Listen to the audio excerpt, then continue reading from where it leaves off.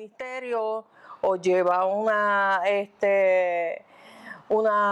filosofía, una teología y trata de que la gente lo siga y trata de que la gente lo entienda y siga sus consejos, pero esa figura de padre no tiene hijos. Bueno, tenemos muchos hijos, pero no biológicos, ¿verdad? Yo creo que la paternidad va más allá a un acontecimiento biológico.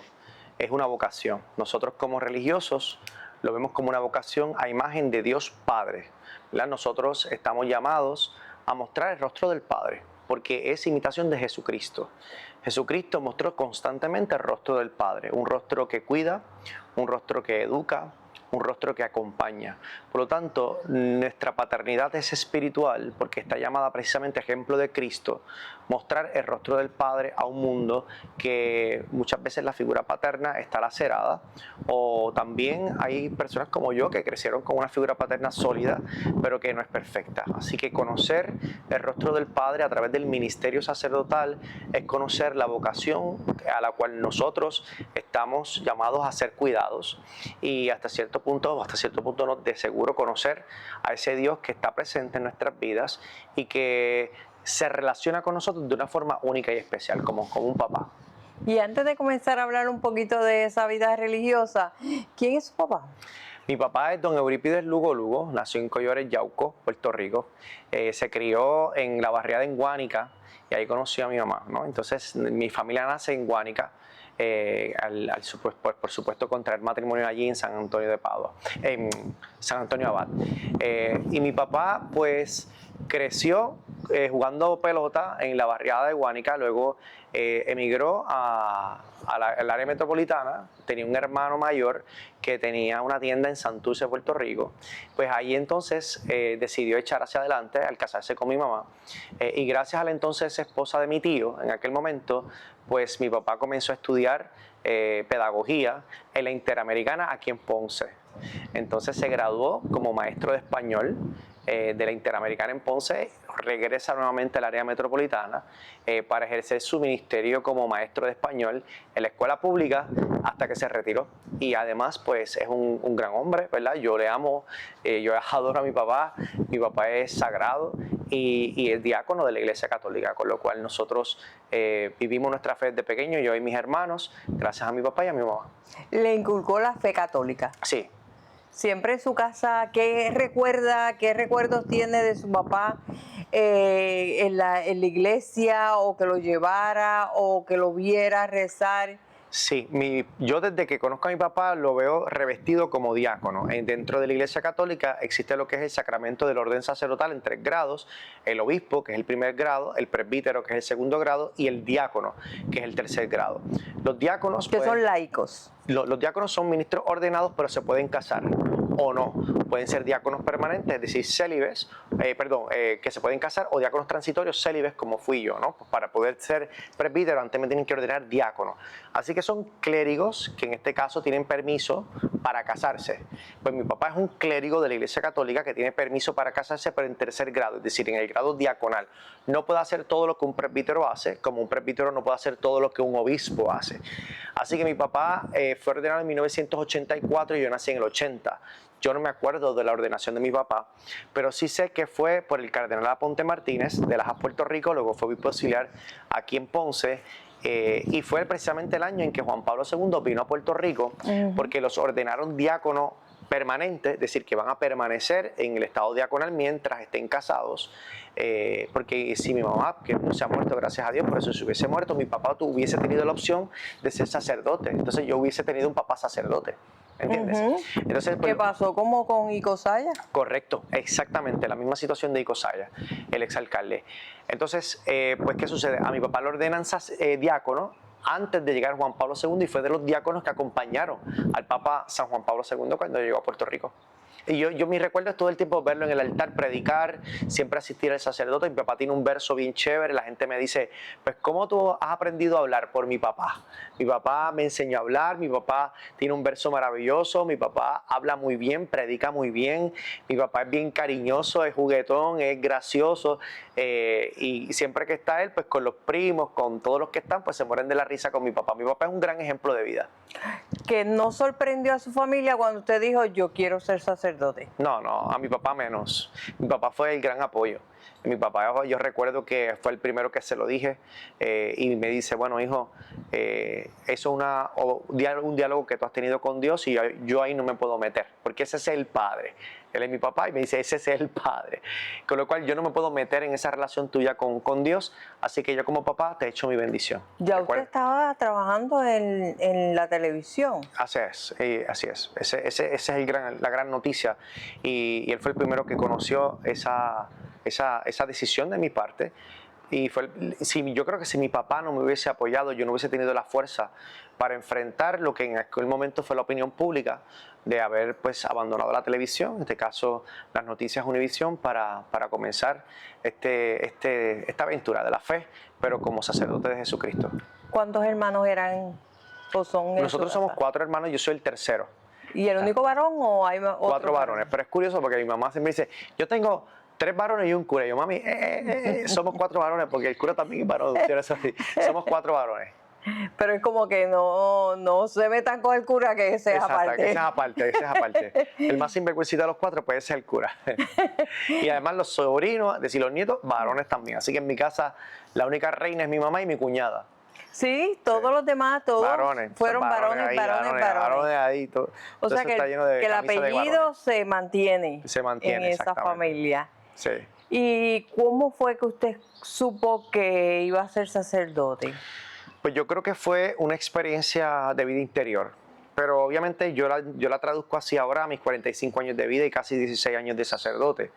Pero yo pienso que en aquel momento la llamada se dio a través de un vacío interior.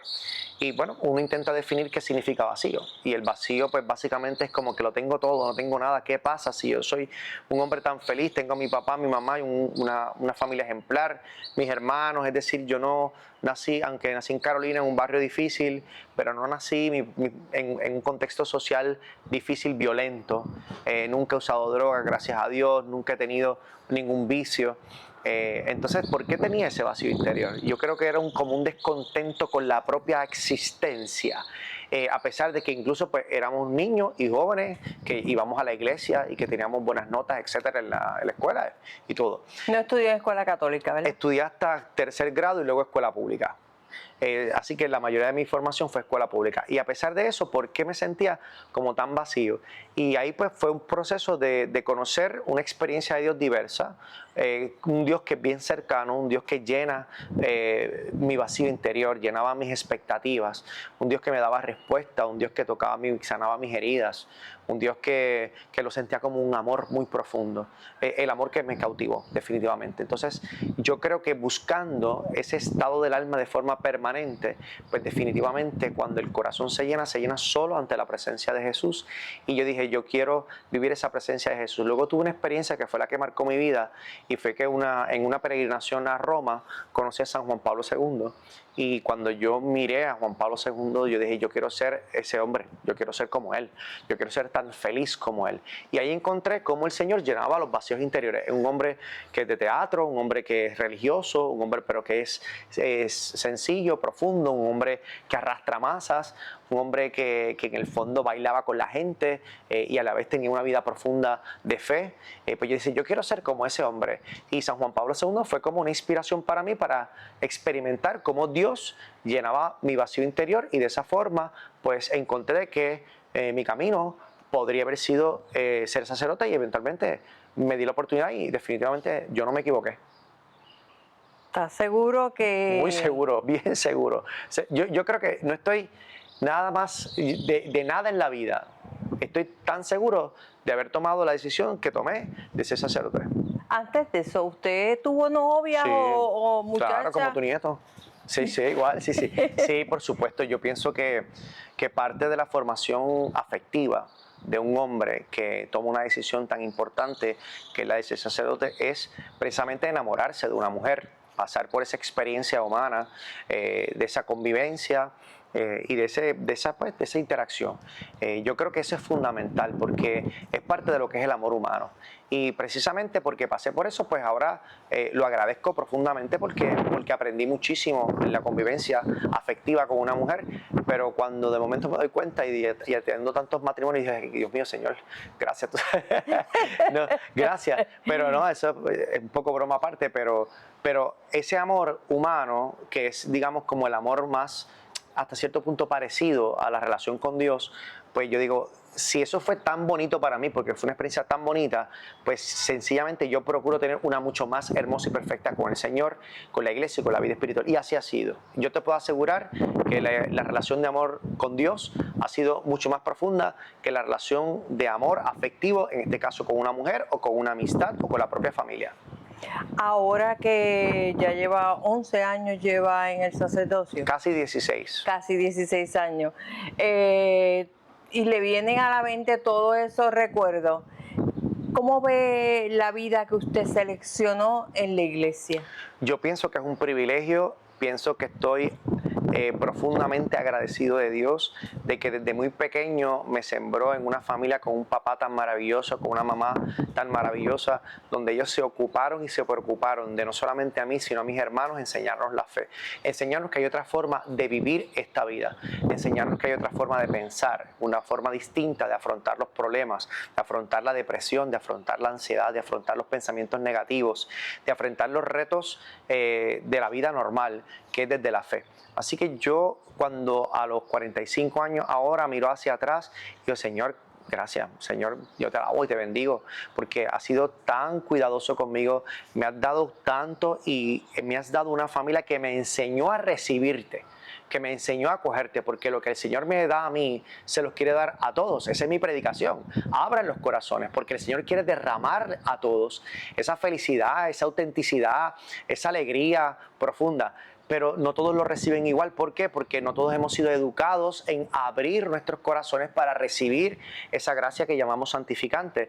Lo vemos todo muy abstracto, lo vemos todo como muy opinable, lo vemos todo como demasiado personal. No, o sea, demasiado personal, como que esa es tu experiencia y no es la mía. Es cierto, es una relación personal, pero es para todos.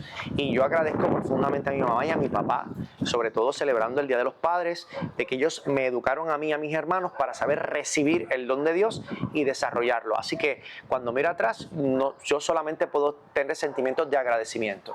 Cuando usted cierra las puertas de la iglesia y dice, me voy, es hora de dormir, estoy solo. ¡Qué alivio! ¿Se siente solo? No, ¿Se siente para nada. Para nada, para nada. que está entre puertas y paredes? No, estoy con el Señor, está vivo en la Eucaristía, en cuerpo, sangre, alma y divinidad, está presente realmente. Mira, yo he conocido tantas personas con tantos amigos, incluso con una esposa, con varias esposas que han tenido a lo largo de la vida y se han sentido siempre solos. Es decir, la soledad, más que una soledad física, es una soledad, es una experiencia psicológica, emocional.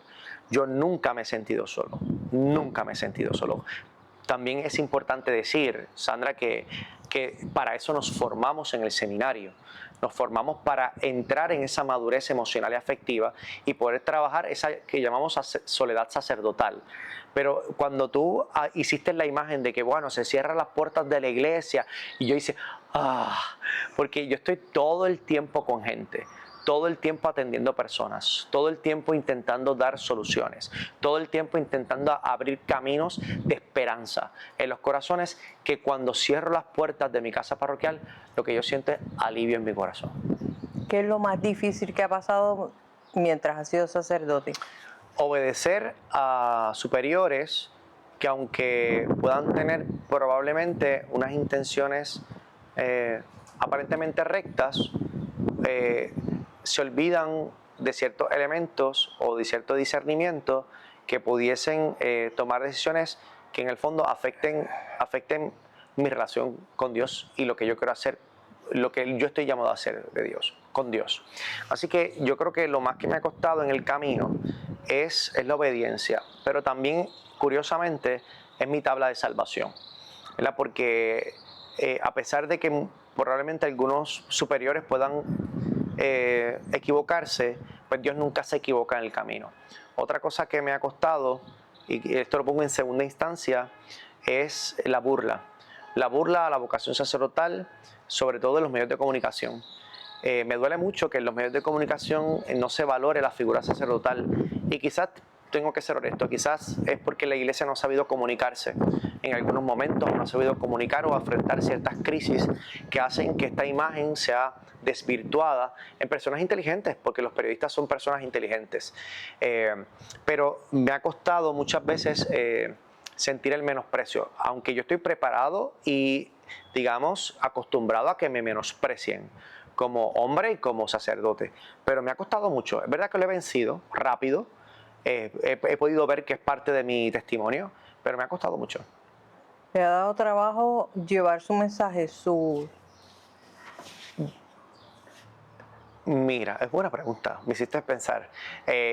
Yo creo que al final lo que me ha dado trabajo es abrir las vías de conocimiento, de comunicación o de diálogo para que entiendan el mensaje. Eso es lo que me ha dado trabajo, porque yo creo que yo me comunico claro, pero muchas veces hasta que logro comunicarlo, ese es el trabajo, es decir, abrir la vía del conocimiento y del diálogo en personas, sobre todo prejuiciadas por mi figura sin conocerme.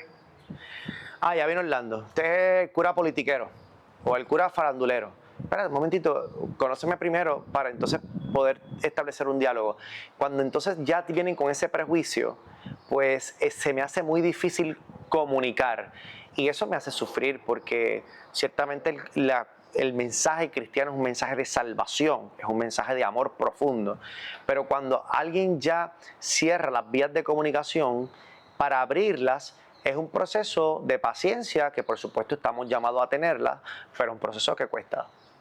También es parte de esta situación, ha sido parte del, y la culpa la tiene la misma iglesia, porque con algunos padres no han llegado, no han podido llegar a esas masas. Yo creo que en todos los no estamentos... es solo el sermón de la misa, ¿verdad? Es el llegar, el visitar, el tocar a esa persona y que la persona lo identifique como parte de... Sí, yo pienso que esa conversión permanente de nosotros los pastores es absolutamente necesaria. Y no solamente dentro de la iglesia, sino, por ejemplo, en los medios de comunicación, que los periodistas sepan llegar a la gente y sepan, y hablo de periodistas porque yo soy periodista, no estoy hablando mal de los periodistas, sino pues que podamos comunicar sin prejuicios y sin ideologías, que los políticos también sepan comunicar. Yo pienso que eso es un problema de todas las instituciones, pero que ocurre en la iglesia es peor, porque nosotros necesitamos de pastores que sepan comunicar de una forma mucho más efectiva, porque nuestra vida es eso.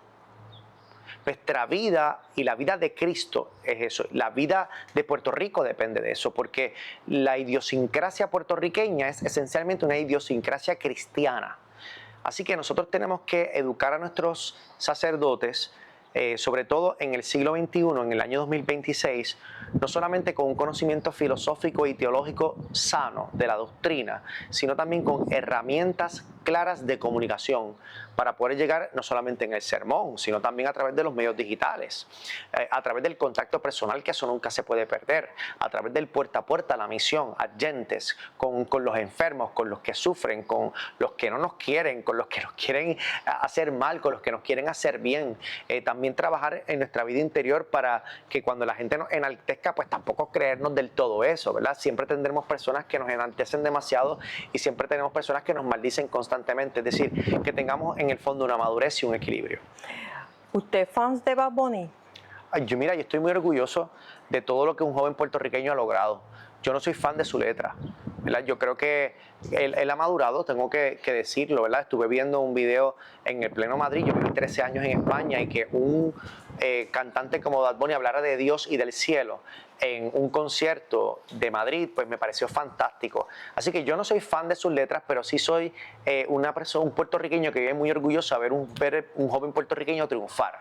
Porque creo que nosotros tenemos que saber discernir entre una cosa y la otra. A mí, tú no me vas a escuchar o no me vas a ver viendo, o sea, no me vas a ver escuchar una canción de Bad Bunny porque me parece que es misógeno, me parece que es violento, me parece que no le hace bien a la mujer puertorriqueña, por supuesto, ni a los jóvenes ni a los niños. Pero el hecho de que él haya transicionado poco a poco poco a poco, de que haya madurado, porque al menos yo he podido notarlo, y de que él tenga el triunfo que tenga, pues mira, yo me siento bien orgulloso, porque además ver cómo se utiliza la pava puertorriqueña en cuanto rincón del mundo, pues a qué puertorriqueño eso no le prende el corazón de medio maniquetazo, pues de eso se trata. Adicional a Bad Bunny, por el otro lado tenemos figuras políticos, como diríamos que a veces sale Rivera Chat, sale con alguna expresión que muchísima gente que no son de su partido le critican. ¿Qué le parece esos a veces dimes y diretes en la política y cosas que ponen a la sociedad puertorriqueña a pelear entre sí? Bueno, todo lo que nos pone a pelear entre sí, eso no es positivo, eso no es factible, eso dentro de nuestra nomenclatura propia como comunicadores, eso es un ruido en el mensaje. Pues yo pienso que lo que dice Tomás Rivera Chat, lo que dice Dalmau también, que se ha expresado así, incluso con René Calle 3 y Bad Bunny, muchas veces no lo mencionábamos, lo que muchas veces también los del Partido Popular han hecho, pero también dentro del Partido Nuevo Progresista, dentro del Partido Independentista Puertorriqueño, dentro del Partido Popular Democrático, por decir tres principales, además los emergentes, pues hay personas muy decentes en todo eso. Cualquier persona de cualquier partido político que utilice expresiones que en el fondo sean un ruido en la comunicación, pues eso no es bueno para la gente, y específicamente para los pobres, para los más tristes, para los más necesitados, para las madres solteras, porque eso entretiene a un pequeño grupo, pero nosotros como sociedad no estamos llamados a promocionar el entretenimiento político, sino el arte de la política, que es el arte del buen gobierno, donde tenemos que buscar personas con valores, valores humanos, valores espirituales, que en el fondo sepan protegernos a todos, a los creyentes, a los no creyentes, a los heterosexuales, a los bisexuales, a los homosexuales. No quiere decir que todo es igual, no quiere decir que la moral es relativa, pero dentro de una sociedad todos tenemos la misma dignidad. En esa dignidad todos tenemos que trabajar. Así que sea quien sea el político, del partido político que sea, que en el fondo se exprese de una forma inconveniente, de una forma burda, vulgar, es un ruido en la comunicación, y eso no debe existir ni en la política, ni en la religión, ni en ningún sitio.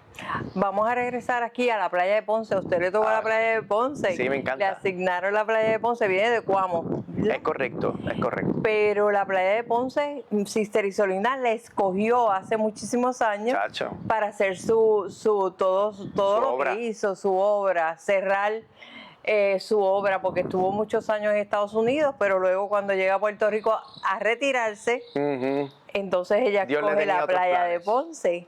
Y aquí se desató esa guerra de las avispas, y ahí fue que a ella le tocó trabajar con toda esa situación, con todos esos problemas sociales. ¿Cómo ahora usted ve todo eso y haber llegado a ese sitio? Sí, pues yo recojo los frutos buenos que Sister Isolina y las misioneras también como ella, y todo el equipo de laicos y todo el movimiento ciudadano que ella levantó, pues hizo. Es decir, yo recojo esos frutos y me siento con una responsabilidad muy grande de continuar con ese legado desde mi propia esquina, ¿verdad? Desde mi ser sacerdotal, desde mi experiencia como carolinense, como yo nací en San Juan, me crié en Carolina, que llega aquí a la playa de Ponce con una responsabilidad tan grande de darle continuidad a un proyecto que en el fondo está llamado a dignificar a la persona humana. Así que nosotros primero tenemos una obligación muy grande, recordar siempre el legado de Sister Isolina Ferrer, sobre todo a las nuevas generaciones, porque Sister Isolina Ferrer, creo que con ella podemos hacer una película brutal. Como muy bien dijiste, ella, y ahí vemos el cuidado paternal de Dios Padre, como a través de esta gran mujer, que para mí es una santa puertorriqueña, llegó a esta zona en un momento de mayor necesidad de cuidado, de sanación, de orden, de educación, y ahí es que nacen los centros Sol y Solina Ferrer. Ella tuvo los accesos también, hay que decirlo, al gobierno de entonces, a los poderosos de entonces, a los ricos de entonces, tanto de Ponce como de otros lugares de Puerto Rico, para atraer los recursos necesarios a esta zona y levantarla en su dignidad. Así que yo me siento profundamente agradecido de Dios de que me haya traído en este momento histórico a la playa de Ponce, porque a la vez, número dos, me siento bien responsable de continuar su legado, no solamente en la continuidad, en el trabajo, en la dignidad de todos, sino sobre todo en que los jóvenes ponceños no olviden quién fue Sister Isolina Ferrer, el contexto histórico de su trabajo y su trabajo. ¿Veremos al padre Orlando algún día como el obispo? yo no sé ni lo pienso. No sé, porque eso no me toca a mí, se lo toca al Papa de nombrarlo, ¿verdad? Cada vez me hacen esa El pregunta. obispo renunció por edad Sí, porque es correcto, normal sí. que lo haga Sí. cuando cumple 75 años. Es correcto, sí, Usted es me parte del corrige. derecho canónico y es parte de lo que ellos tienen que hacer una vez cumplen esa edad. Ok, no quiere decir que él está renunciando, ni se quiere ir, ni nada, sino que lo debe hacer porque esas son las normas. Exactamente, sí. Ok, y ahora mismo está Ponce esperando a quién van a nombrar. Es correcto, sí. Eso es un proceso de consulta que al menos en Ponce pues ya ha tardado varios años, donde entran, digamos, la diplomacia vaticana. En este caso, el delegado apostólico para Puerto Rico y nuncio en la República Dominicana es el diplomático que en nombre de la Santa Sede y de la Iglesia Católica en este caso hace las consultas a nosotros los sacerdotes, hace las consultas a las religiosas, a los laicos, hay varios nombres, están consultando, pero eso es parte de lo que se llama el secreto pontificio. El secreto pontificio es que yo no tengo conocimiento de cuáles son los nombres que están consultando. Quizás de momento llama, mira que el padre te eligió a ti, padre Orlando Lugo, o que eligió al padre Chelo, o que eligió al padre José Diego Rodríguez Martínez, o a cualquier sacerdote. Lo que yo sí te puedo decir es que yo confío en que el sucesor del obispo de la diócesis de Ponce sea un hombre con virtudes y con las virtudes necesarias para gobernar esta diócesis en comunión siempre con la Iglesia y sobre todo con los desafíos del mundo actual. ¿Cuál ha sido el mayor error de la Iglesia Católica, si le había alguno? Bueno, yo creo que nosotros cometemos muchos errores, ¿verdad? No son muy distintos a los que cometen cualquier persona, es decir, no quiero decir que la Iglesia ha cometido más errores que cualquier otra institución. Lo que sí yo tengo que reconocer es que los errores cualquiera que pueda cometer la Iglesia, en mi punto, pues son más graves, porque nosotros estamos llamados a no cometer errores morales graves. Pero creo que si nos vamos porque a mí me encanta responder preguntas sin miedo, creo que como comunicador tengo que decir que uno de los errores que sí tenemos que corregir es al interno sanarnos nosotros, los miembros de la Iglesia, y al externo comunicarnos mejor. Creo que hemos cometido un error y eso es como fruto, yo creo que no es un fruto de una cuestión culpable. Es decir, los obispos y la Iglesia actual nace de un tiempo en que nos dieron duro, Sandra. O sea, a nosotros nos dieron duro por cualquier cosa. Algunos casos eran ciertos, otros casos, la mayoría no eran ciertos, y aún así, si tú preguntas a cualquiera por ahí, dice que yo soy un pedófilo. Dicen que yo soy un corrupto o que soy un homosexual, utilizando cualquier palabra, que yo creo que la sexualidad de nadie se tenía que utilizar para ofender a nadie. Y eso es culpa de los medios de comunicación. ¿Qué pasa? Cuando ocurre algo en la Iglesia, lo que ha hecho la Iglesia es protegerse. Es como que vienen a decir, mira, no quiero hablar. En mi opinión como comunicador, eso es un error, pero el protegerse demasiado de una opinión pública o de unas agendas contra la Iglesia, pues fue básicamente como un acto de protección por todos los golpes que cogemos todos constantemente, que nos merecemos y los que no nos merecemos. Porque yo no digo que hay golpes que no nos merezcamos, pero la mayoría de los golpes que estoy yo dentro de la Iglesia no nos los merecemos. Pues, ¿qué hizo de la Iglesia? Pues una Iglesia herida. Una Iglesia que cuando venían a hablar y tocar sus puertas decía, no, yo no voy a atender periodistas, no, yo no voy a atender ese asunto, no, olvídate, mejor que sigan hablando lo que quieran y ya está. Pues creo que el error ha sido no enfrentar la herida. Pero yo no culpo a la Iglesia como institución de no haberlo hecho. Es una Iglesia herida, caramba. Y yo también estoy dentro de la Iglesia, yo amo a mi Iglesia y yo puedo reconocerlo y decirlo. Y quizás soy de los pocos que, yo creo que tú eres de las pocas periodistas que hace estas preguntas y soy de los pocos que lo estoy diciendo en este momento. Estamos viviendo en un tiempo en donde la Iglesia se ha herido mucho y se ha defendido. Pero pienso que eso ya tiene que cambiar. Pienso que pues, coger golpes...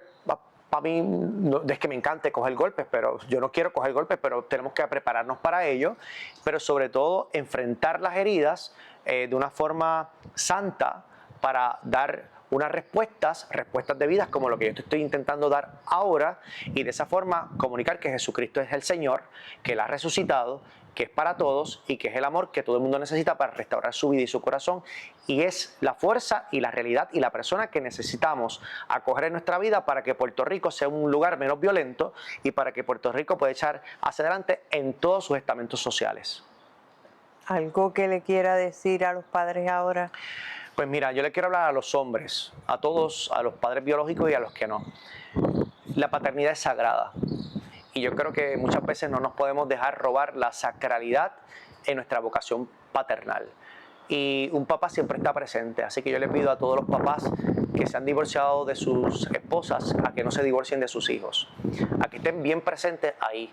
Que un papá es también proveedor, pero no solamente de chavitos o de cositas materiales, sino provea de su tiempo, de sus palabras, de su amor. No acompaña por mensajes de texto, acompaña caminando con sus hijos, sobre todo en sus alegrías y sus penas.